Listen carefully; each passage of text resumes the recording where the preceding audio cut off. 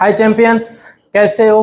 उम्मीद है कि अच्छे से होगे। और आज की क्लास में हम लोग क्या पढ़ेंगे? तो आज की क्लास में आज हम लोग क्वेश्चन नंबर 15 से सोल्व करेंगे, जिसमें आपको बहुत ज्यादा प्रॉब्लम आ रही है। आपको समझ ही में नहीं आ रहा है कि क्वेश्चन नंबर 15 को कैसे सोल्व करेंगे। ठीक है, तो आज इस प्रॉब्लम को हम लोग हमेशा के लिए दूर कर देंगे। ठीक है, तो देखो क्वेश्चन नंबर 15 क्या है। तो क्वेश्चन नंबर 15 क्या है? In the given figure A B parallel C D, prove that angle BAE minus angle ECD equal AEC। तो क्वेश्चन ने बोला कि ये ऐसे है। ठीक, अब इसको सॉल्व कैसे करेंगे? ठीक है, तो देखो इसको सॉल्व करने के लिए तीन चार तरीके से इसको सॉल्व कर सकते हैं। ठीक है, कम से कम तो तीन तरीके से इसको सॉल्व कर सकते हैं, लेकिन इन तीनों में से कौन सा आसान है, कौन सा हमको अच्छे से समझ में आएगा, तो उसको मैं आप लोगों के यहाँ पे बताऊंगा और समझाऊंगा। ठीक है, तीनों में से जो आपको आसान लगेगा। ठीक है, तो चलो सबसे पहले इसमें आपको क्या करना है, तो सबसे पहले इसको सॉल्व करने के लिए आपको एक कंस्ट्रक्शन करना पड़ेगा। कंस्ट्रक्शन क्यों करेंगे? कंस्ट्रक्शन क्यों करेंगे, उसके पीछे का रीजन क्या है भैया, ये पहले बताओ। तो कंस्ट्रक्शन क्यों करेंगे, ये देखो कंस्ट्रक्शन करने का रीजन क्या है। ये ए बी है और ये सी डी है, और ये दोनों आपस में पैरेलल है, ए बी सी डी के पैरेलल है। तो आप बताओ क्या इसमें आपको ट्रांसवर्सल लाइन कोई दिख रही है? ए बी और सी डी आपके पैरेलल लाइन है, तो इसमें आपको ट्रांसवर्सल लाइन दिख रही? तो नहीं दिख रही। आप कहोगे नहीं भैया इसमें ट्रांसवर्सल लाइन है ही नहीं। ट्रांसवर्सल लाइन क्या होती है? तो जो दो पैरेलल लाइन को जो कट करे उसी को ट्रांसवर्सल लाइन कहते हैं। तो कहोगे हाँ भैया इसी को ट्रांसवर्सल लाइन कहते हैं। तो ये ए बी है और ये सी डी है, क्या इन दोनों लाइन को एक लाइन कोई कट कर रही है? ये जो ईसी है बस CD को कट कर रही है, और ये जो EA है बस AB को कट कर रही है। तो ये दोनों EA और EC ट्रांसवर्सल लाइन नहीं है। AB और CD का ट्रांसवर्सल लाइन नहीं है, तो ट्रांसवर्सल लाइन नहीं है तो फिर हम ना ही कोई इंटीरियर, ना ही अल्टरनेट इंटीरियर एंगल, और ना ही कॉरस्पॉन्डिंग एंगल्स, तीनों में से कोई थ्योरम लगा ही नहीं सकते। तीनों में से कोई थ्योरम लगा ही नहीं सकते, यानी ट्रांसवर्सल लाइन नहीं है। तो ट्रांसवर्सल लाइन हमको बनानी पड़ेगी, और ट्रांसवर्सल लाइन बनाने के लिए हम क्या करेंगे, तो कंस्ट्रक्शन करेंगे। क्या करेंगे? तो कंस्ट्रक्शन। अब कंस्ट्रक्शन कहां से करेंगे, तो वो चीज आप देखो। कंस्ट्रक्शन कहां से करेंगे, तो वो चीज आप करो। सबसे पहले हम करेंगे कंस्ट्रक्शन। ठीक है, कंस्ट्रक्शन कहां करेंगे, तो देखो हम यहां से कंस्ट्रक्शन ई से एक लाइन यहां पे ड्रॉ करेंगे, और वो लाइन ए बी और सी डी के क्या होगा, पैरेलल होगा। हम कंस्ट्रक्शन क्या करेंगे, तो यहां से ई पॉइंट से एक लाइन हम ड्रॉ करेंगे जो कि ए बी और सी डी के पैरेलल हो, जो कि ए बी और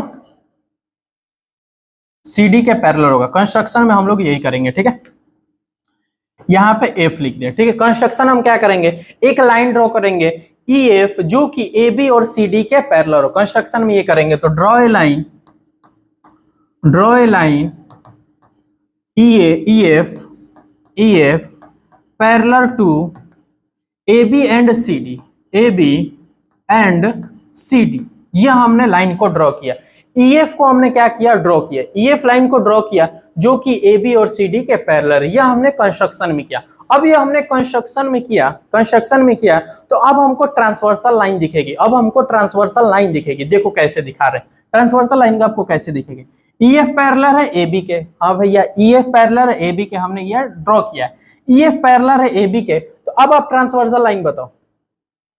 EF पैरेलल है AB के, तो ट्रांसवर्सल लाइन बताओ। तो आप कहोगे कि भैया EF क्या हो गया, ट्रांसवर्सल लाइन हो जाएगा। EA क्या होगा, ट्रांसवर्सल लाइन। EF पैरेलल है AB के, तो EA ट्रांसवर्सल लाइन हो जाएगा। होगा कि नहीं होगा, तो हाँ होगा। तो अब इसके अकॉर्डिंग एक थ्योरम यूज होगा। कौन सा थ्योरम यूज होगा, तो देखो जब ये EF AB के पैरेलल है, ये ट्रांसवर्सल लाइन है, तो ये वाला एंगल और ये वाले एंगल, इन दोनों एंगल में क्या रिलेशन होगा, इन दोनों एंगल को क्या कहते हैं, तो ये वाला एंगल और ये वाला एंगल, दोनों एंगल क्या होते हैं, तो को इंटीरियर होते हैं। क्या होते हैं, को इंटीरियर। और को इंटीरियर का सम कितना होता है, 180। यानी ये वाला एंगल और ये वाला एंगल, दोनों एंगल आपस में को इंटीरियर होते हैं। को इंटीरियर यानी दोनों एंगल का सम 180 डिग्री होता है कि नहीं होता है। हाँ, तो इसी को लिखेंगे कि ये वाला एंगल प्लस ये वाला एंगल 180 डिग्री है। यहां से एक इक्वेशन बनेगा। ठीक है, देखो इसको सोल्व करते हैं अब। ठीक है, अब यहां से हम लोग क्या करेंगे, प्रूफ। तो लिखने का तरीका, सबसे पहले लिखेंगे कि EF पैरेलल है AB के एंड EF पैरेलल है AB के and EA is a TL। TL मतलब मैंने बताया, TL मतलब ट्रांसवर्सल लाइन। ठीक है, TL मतलब ट्रांसवर्सल लाइन। EF पैरेलल है AB के, EA is a transversal line. तो यहां से हम लिखेंगे एंगल इस वाले एंगल का नाम क्या लेंगे, इस वाले एंगल का क्या नाम लेंगे, तो इस वाले एंगल का नाम है एफ ई ए। एफ ई ए पढ़े या ए ई एफ पढ़े, कुछ भी बात है कि एफ ई ए, एंगल एफ ई ए प्लस इस वाले एंगल का नाम क्या पढ़ेंगे, तो बी ए ई। इस वाले एंगल का नाम बी ए ई, तो एंगल बी ए ई। दोनों एंगल का सम कितना होगा, ये वाला एंगल और ये वाला एंगल का सम कितना होगा, तो 180 डिग्री। कितना होगा, 180 डिग्री।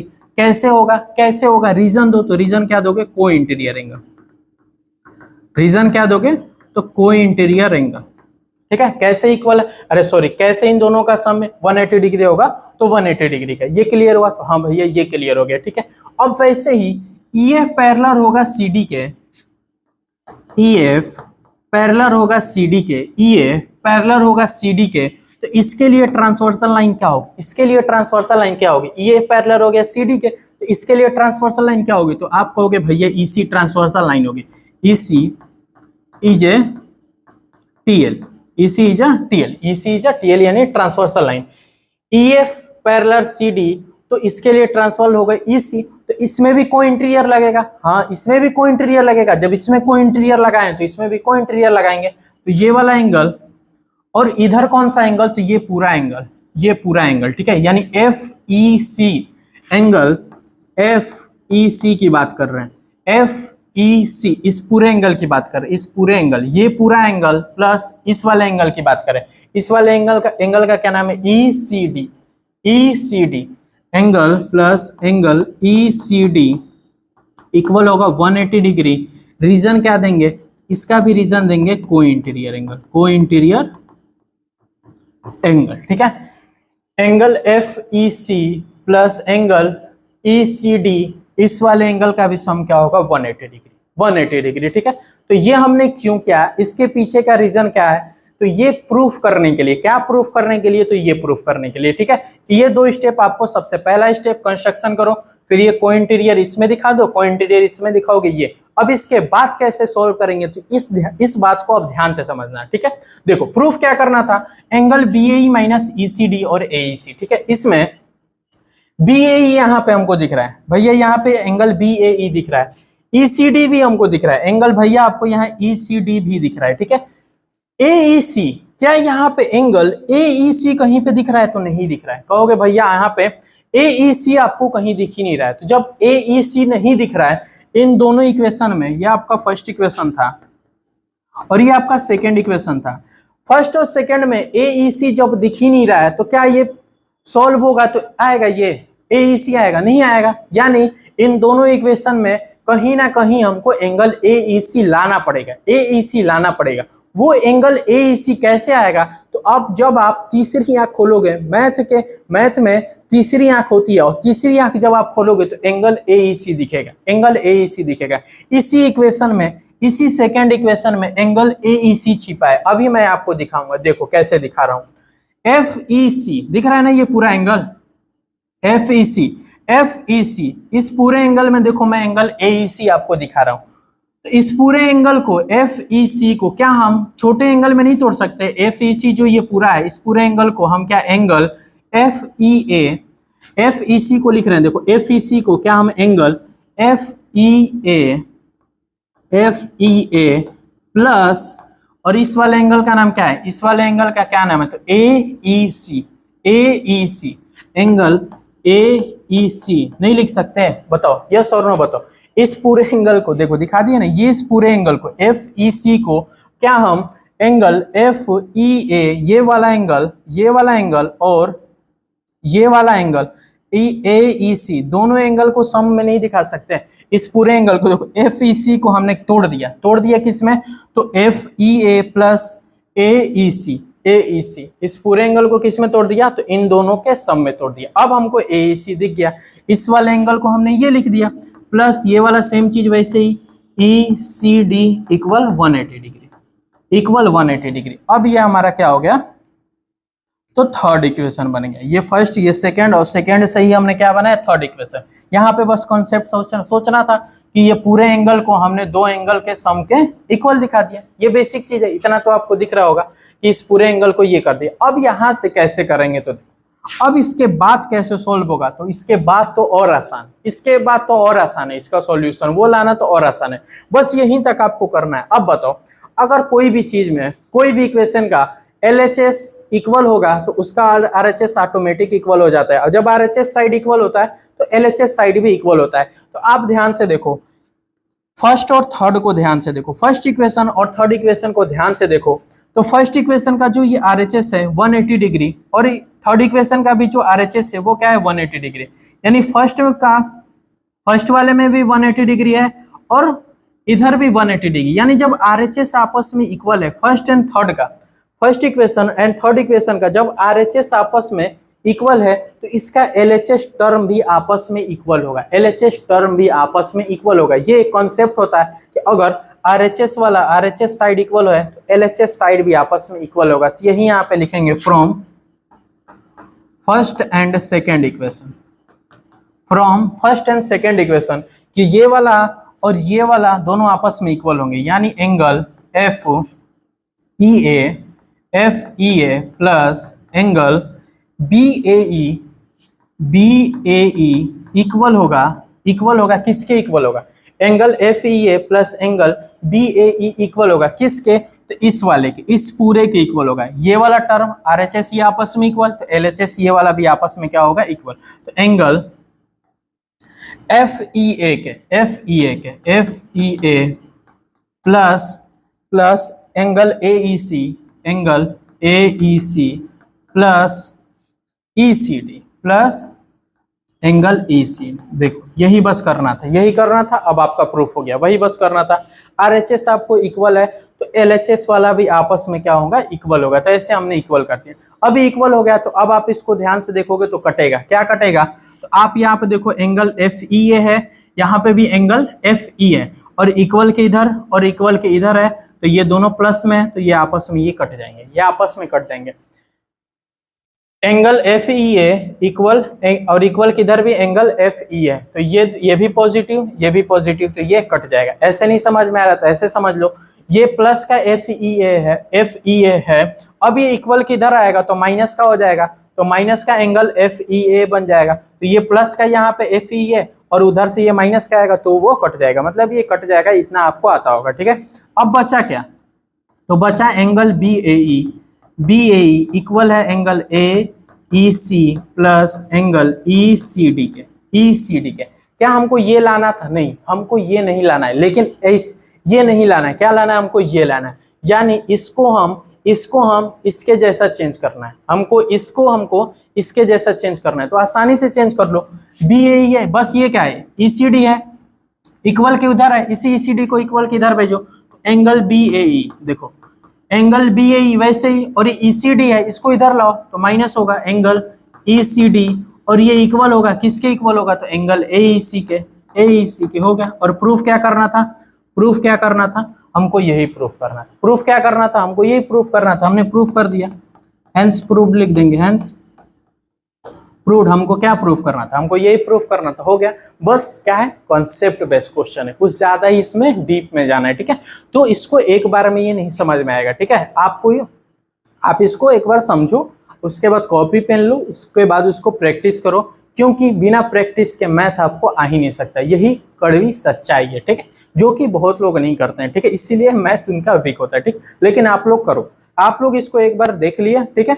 अब एक बार आप लोग खुद से ट्राई करो सॉल्व करने के लिए, आपको ये अच्छे से समझ में आएगा, ठीक है। चलो, बाकी अगर लग रहा होगा कि भैया ये आप में कुछ कमी है पढ़ाने में, तो वो आप लोग कमेंट में फीडबैक दे देना कि भैया ये चीज आप सुधार लोगे तो और अच्छे से पढ़ा लोगे, ठीक है। चलो, इसको आप लोग नोट करो। चलो, अब हम लोग क्वेश्चन नंबर 16 को सॉल्व करेंगे, ठीक है। इस क्वेश्चन में भी आपको क्या आ रही होगी, तो थोड़ी बहुत प्रॉब्लम आ रही होगी, ठीक है। इस प्रॉब्लम को भी हम लोग अच्छे से आज क्लियर कर लेंगे, ठीक है। तो चलो, क्वेश्चन क्या है, in the given figure AB parallel CD prove that P plus Q minus R equal 180 degree, ठीक है। तो इसको हम लोग प्रूफ करेंगे, ठीक है। P plus Q minus R equal 180 degree, ठीक है। तो इसको सॉल्व कैसे करना है, तो देखो, इसको भी सॉल्व करने के लिए हमको कंस्ट्रक्शन करना पड़ेगा, क्या करना पड़ेगा, कंस्ट्रक्शन करना पड़ेगा, ठीक है। और देखो, क्वेश्चन नंबर 16 और इसी एक्सरसाइज का आप अगर क्वेश्चन नंबर 9 देखोगे, तो क्वेश्चन नंबर 9 में भी यही फिगर है, क्या है, यही फिगर, सेम फिगर है, उसमें बस P degree, Q degree, R degree नहीं दिया, ठीक है, उसमें क्या दिया है तो नंबर दिया है, ठीक। और ऐसे ही सेम क्वेश्चन है, ठीक है। तो क्वेश्चन नंबर 9 और क्वेश्चन नंबर 16 क्या है आपके सेम क्वेश्चन है, ठीक है। और क्वेश्चन नंबर 9 में भी हमने क्या किया था तो कंस्ट्रक्शन किया था, तो क्वेश्चन नंबर 16 में भी हम लोग क्या करेंगे कंस्ट्रक्शन। और कंस्ट्रक्शन क्यों करेंगे, क्योंकि ए बी और सी डी पैरेलल है, तो इनके ए बी और सी डी पैरेलल है, तो इनके लिए कोई ट्रांसवर्सल लाइन नहीं है।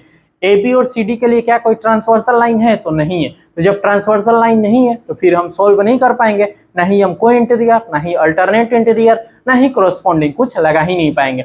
तो कंस्ट्रक्शन किस लिए करेंगे तो ट्रांसवर्सल लाइन लाने के लिए, ट्रांसवर्सल लाइन। तो कंस्ट्रक्शन कहाँ पे करेंगे, तो जो क्वेश्चन नंबर 9 किया होगा उसको दिख रहा होगा कि भैया क्वेश्चन ऐसे कंस्ट्रक्शन करेंगे, ठीक है। तो चलो कंस्ट्रक्शन क्या करेंगे, तो कंस्ट्रक्शन में करेंगे ड्रॉ ए लाइन, कंस्ट्रक्शन क्या करेंगे तो ड्रॉ ए लाइन।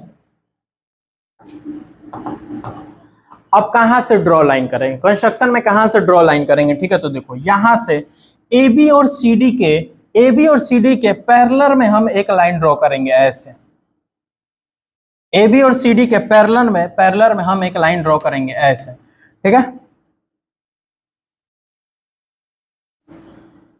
ये हमने लाइन ड्रॉ कर दिया। अभी इस लाइन का नाम क्या रखेंगे तो कुछ भी एम रख रहे हैं, चलो इसका नाम हम क्या रख दिए तो एम रख दिए, एम एफ एन, ठीक है। हमने एक लाइन ड्रॉ किया, draw a line M N जो कि ए बी और सी डी के क्या है पैरेलल है। Draw a line M N parallel to A B and C D, ठीक है। देखो हमने एक कंस्ट्रक्शन किया, कंस्ट्रक्शन क्या किया तो हमने एक लाइन ड्रॉ किया, एम एन जो कि ए बी और सी डी के पैरेलल है, और कहां से जा रही है तो एफ से जा रही है, कहां से जा रही है तो एफ से जा रही है, ठीक है। यह हमने क्या कर दिया कंस्ट्रक्शन कर दिया। अब कंस्ट्रक्शन कर दिया, अब इसके बाद सॉल्व कैसे करेंगे तो सॉल्व भी इसका बहुत आसान है, ठीक है। देखो प्रूफ कैसे करेंगे, इसको हम प्रूफ कैसे करेंगे तो देखो बहुत ही आसान तरीका है प्रूफ करने का। एम एन पैरेलल है सी डी के, यस और नो तो कहोगे हाँ भैया है। एम एन जो है पैरेलल है सी डी के, एम एन पैरेलल है सी डी के, एंड एफ जी क्या है, तो F G is a T L, T L मतलब ट्रांसवर्सल लाइन, एफ जी जो है तो ट्रांसवर्सल लाइन है। तो अब बताओ अगर ये वाला एंगल 8 डिग्री का है, ये वाला एंगल यहाँ पे 8 डिग्री का है, तो ये वाला एंगल कितने का होगा, ये 8 डिग्री का है तो ये वाला एंगल कितने का, तो आप कहोगे कि भैया ये 8 डिग्री का है तो ये वाला भी एंगल आपको 8 डिग्री का होगा।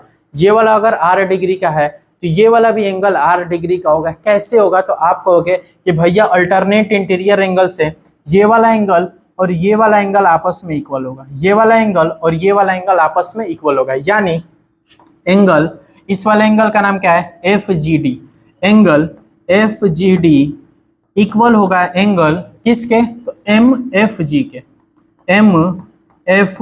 के, रीजन क्या देंगे तो अल्टरनेट इंटीरियर एंगल से ये वाला एंगल इस वाले एंगल के इक्वल होगा। और इस वाले ये वाला एंगल कितना है एफ जी डी कितना है 8 डिग्री का है, तो एम एफ जी कितने का होगा, एम एफ जी भी कितने का होगा 8 डिग्री का। यानी यहां से हमने निकाला कि एम एफ जी जो है 8 डिग्री का है, एम एफ जी ये वाला एंगल जो है 8 डिग्री का है, ठीक है। हाँ भैया ठीक है। अब इसके बाद देखो, इसके बाद हम लोग क्या करेंगे, चलो यहाँ पे अब हम लोग करेंगे, ठीक है। यहाँ पे सेकेंड वाला कॉन्सेप्ट लगाएंगे, ठीक है। एम एफ जी हमने निकाला। अब देखो अब हम बोल रहे हैं ए बी पैरेलल है सी डी के, and E F transversal line है, E F is a T L, E F जो है ट्रांसवर्सल लाइन है, तो ये वाला एंगल अगर P डिग्री का है तो ये वाला एंगल कितने का होगा, ये वाला एंगल कितने का होगा, जो ये आपको यहाँ पे एंगल दिख रहा है ये कितने का होगा। तो आप कहोगे कि भैया अगर ये इसके पैरेलल है और ये ट्रांसवर्सल लाइन है तो ये वाला एंगल और ये वाला एंगल थोड़ा गंदा बन गया, इसको थोड़ा सुधार लेते हैं, ठीक है। ये वाला एंगल और ये वाला एंगल के बीच में रिलेशन होता है, क्या रिलेशन होता है, इस वाले एंगल और इस वाले एंगल के बीच में क्या रिलेशन होता है तो को इंटीरियर एंगल का क्या होता है रिलेशन, को इंटीरियर, यानी ये वाला एंगल और ये वाले एंगल का सम क्या होगा 180 डिग्री। क्या होगा 180 डिग्री। तो वही लिखेंगे एंगल AEF प्लस एंगल, इस वाले एंगल का नाम क्या लिखेंगे EFM लिख ले या MFE लिखे, कोई दोनों बात एक ही है। इस वाले एंगल का नाम हम MFE पढ़ रहे हैं। MFE इक्वल होगा 180 डिग्री। होगा कि नहीं होगा। रीजन क्या दोगे, रीजन क्या दोगे तो कोई इंटीरियर एंगल, रीजन क्या दोगे तो कोई इंटीरियर एंगल।